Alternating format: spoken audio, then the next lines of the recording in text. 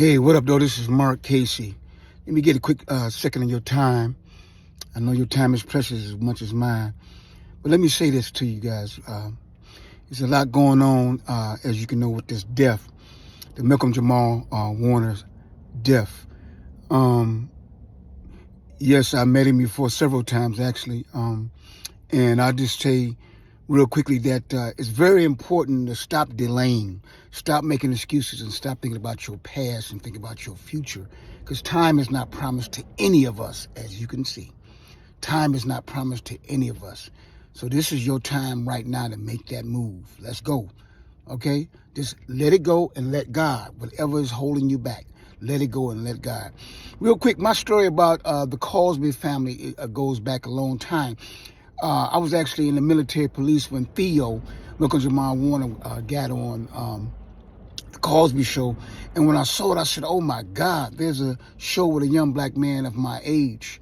And he was an inspiration to me. His character was an inspiration to me. But I actually liked his best friend character, Roach, who years ago wound up coming to my office at Orion Pictures and auditioning for me, Carl Payne. But Carl Payne, I thought, was superb. And then just real quickly, Carl told me the story that he was actually Theo before Theo was Theo. He had that role.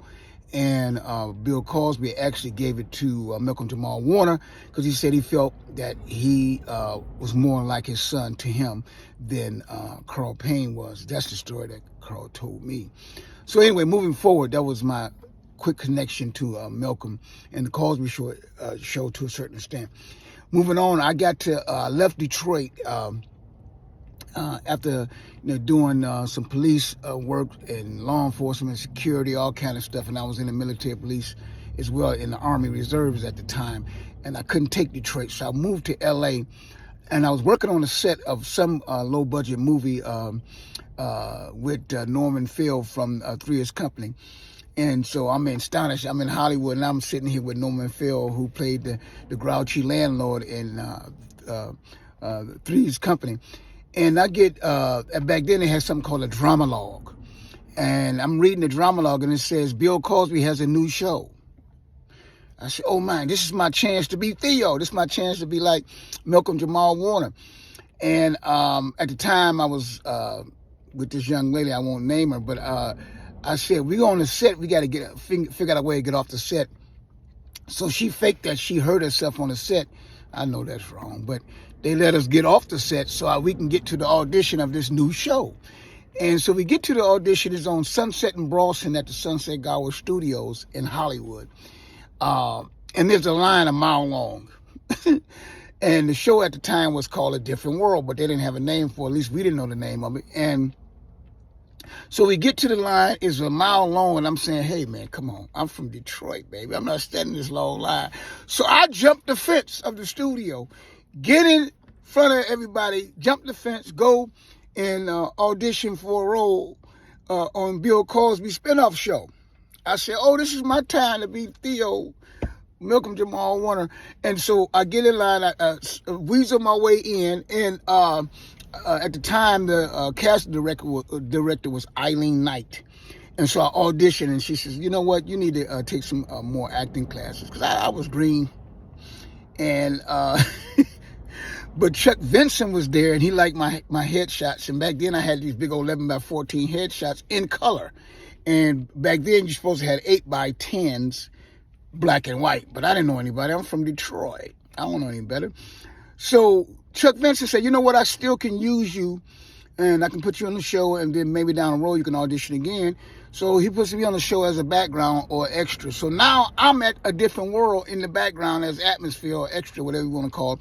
Bill Cosby drives up in a brown Rolls-Royce Corniche with his, his sweaters that iconic sweaters that he wears. And so now I'm on the set shooting this new pilot of A Different World with Lisa Bonet. I had a major crush on Lisa Bonet back then. Oh my gosh. So now I'm in the same room as Lisa Bonet. But I was with somebody, so I won't mention her. So I couldn't make my move, but I did talk to her, and Marissa Torme was there. So that was my time on the Cosby Show spinoff, me trying to be the next Theo. And I just want to say to his family, I met his mom as well at some Hollywood events. She's a pleasant woman. They were both pleasant people. I actually met MalcolmJamal Warner in Detroit off of Woodward and Mac, I believe. It was an art gallery. He was performing with his group, I think it was called Miles or something, and he was playing bass. So we all got to chill and drink wine in the D. So that was my second time meeting Mr. MalcolmJamal Warner. In my mind, MalcolmJamal Warner won the lottery. He was the luckiest boy, young man in the world at that time to me. And it seems like everybody that's the luckiest man in the world to me dies young. I thought the same thing about John Singleton, my mentor who got me to get to go, who inspired me to go to USC and become a movie director. He died early. So the people that I say, man, they won the lottery, their life is perfect, dies early. So I'm going to leave you guys with this. Stop wasting time. Stop making excuses. Stop thinking about yesterday and your past and think about your future. Because time is not on your side. And you got to stop delaying, because guess what? You never know when it's your time. So make sure that you make every effort to make your move now. And whatever is holding you back, let go and let God. Okay, that's the word. Michelle was his girlfriend for 6 years. She's the young lady who played his girlfriend on the Cosby Show, and she also played on the show with Urkel, Family Matters. I was blessed to meet her and have a long sit down with her. She actually came to Orion Pictures and auditioned for me as well. So I still have her signature, her sign in from the cast director to sit down and meet with me. And at that time, she was actually dating MalcolmJamal Warner. And when she passed away, my heart dropped. And I still keep her signature to this day. That's just another connection that I have to this whole situation. Now, Malcolm, you're with Michelle, and you both rest in peace. God bless. Peace.